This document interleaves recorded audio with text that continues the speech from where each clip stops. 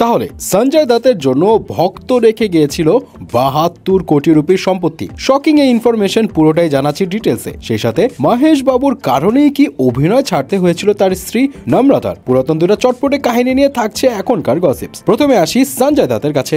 বলিউড সুপারস্টারদের তো এমনিতেই world wide crore crore fan follower থাকে এবং ফ্যান্সরাও তাদের প্রিয় স্টারদের জন্য অনেক সময় অনেক পাগলামিও করে। সামটাইমস সেগুলো নিউজের হেডলাইনও হয়। বাট সঞ্জয় দত্তের জন্য তার এক ডাই হার্ট ফ্যান যা করেছে সেটা আসলে কিন্তু শকিং। ঘটনা যেটা হয়েছে ২০১৮ সালে সঞ্জয় দত্ত একদিন হঠাৎ করে পুলিশ স্টেশন থেকে কল পায় এন্ড পুলিশ তাকে জানায় তার এক নারী ভক্ত যার নাম নিশা পাটিল, সে ভক্ত তার যাবতীয় সম্পত্তির উইল সঞ্জয় দত্তের নামে করে গেছে, যার total value ৭২ crore rupee. Yes, you heard that right. এখন প্রশ্ন হলো এই নিউজের পরে সঞ্জয়ের রিয়াকশনটা কেমন ছিল? ওয়েল, মিডিয়া রিপোর্টস থেকে জানা যায় সঞ্জয় এমন নিউজ পেয়ে পুরাই শক ছিল এন্ড সেই সাথে সঞ্জয় জানায় সে খুব লাকি এন্ড ওভারওয়েলমড, বাট ওই নারীর ফ্যামিলি মেম্বারদের অধিকার আছে ওই সম্পত্তির উপরে, তাই সে কিছু চায় না। বাট পুলিশ তাকে জানায় ওই নারী ভক্ত পৃথিবী ছেড়ে চলে যাওয়ার আগে নিজে বেশ কয়েকবার ব্যাংকে কল করে তার নমিনি হিসেবে সঞ্জয়কে রাখে এন্ড সেখানে সঞ্জয় দত্তের বাসার অ্যাড্রেসও দেওয়া হয় এন্ড নিশার পৃথিবী ছেড়ে চলে যাওয়ার একদিন পরেই পুলিশ সঞ্জয়কে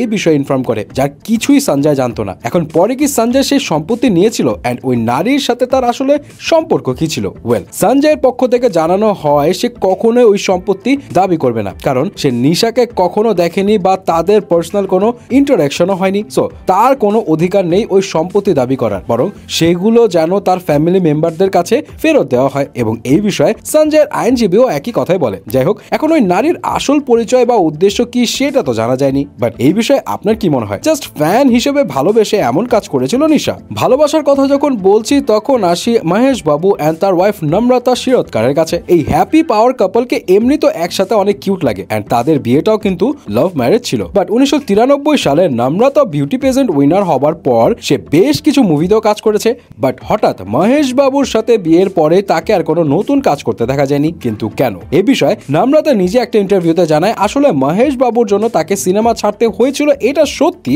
কারণ মহেশ বাবু কখনোই চাইতো না যে তার ওয়াইফ বাইরে কাজ করুক। এখন এই কথা শোনার পর অনেকেই মনে হতে পারে মহেশ বাবু সেই ট্রেডিশনাল চিন্তা ভাবনার মধ্যে আছে যে বিয়ের পর বউকে দিয়ে কাজ করতে দিবে না। ওয়েল, বিষয়টা কিন্তু এমন নয়, কারণ ওই ইন্টারভিউতে নম্রতা পরিষ্কার করে জানায় তারা দুইজনই স্পেসিফিক বিষয় আগে থেকে ক্লিয়ার ছিল, যার মধ্যে মহেশ বাবু সবসময় ক্লিয়ার ছিল যে তার পার্টনার বাইরে কাজ করবে না, সেটা অফিস ওয়ার্ক হলেও না। আর নম্রতা চেয়েছিল সে কখনোই কোনো বাংলো বাসায় থাকবে না। মানে ঘটনা যেটা হলো, যেহেতু নম্রতা মুম্বাইয়ের অ্যাপার্টমেন্ট ফ্ল্যাটে থাকতো, সো তার কাছে মনে হয় সে কখনোই বাংলো বাসায় থাকতে পারবে না। সো মহেশ বাবু যদি তাকে বিয়ে করে তবে মহেশ বাবুকে বাংলো ছেড়ে অ্যাপার্টমেন্ট ফ্ল্যাটে থাকতে হবে, যে কন্ডিশনে মহেশ বাবু রাজি হয়েছিল এন্ড মহেশ বাবুর কন্ডিশন ছিল সে তাকে বাইরে কাজ করতে দিবে না। ইনফ্যাক্ট নম্রতা এটাও জানায় তার পেন্ডিং এ থাকা সব কাজের শুটিং এর পরেই তারা বিয়ের পিড়িতে বসে, যাতে বিয়ের পর তার আর কোনো কাজ করতে না হয়। এন্ড নম্রতার এই ব্যাপারে কোনো অভিযোগ নেই, বরং সে ঘর সামলাতেই বেশি পছন্দ করে এন্ড ভালোবাসার মানে তো এটাই যে নিজেদের মধ্যে কিছুটা অ্যাডজাস্টমেন্ট করে নেওয়া। সো ভিউয়ার্স, এই বিষয়ে আপনার কি মতামত জানাবেন কিন্তু।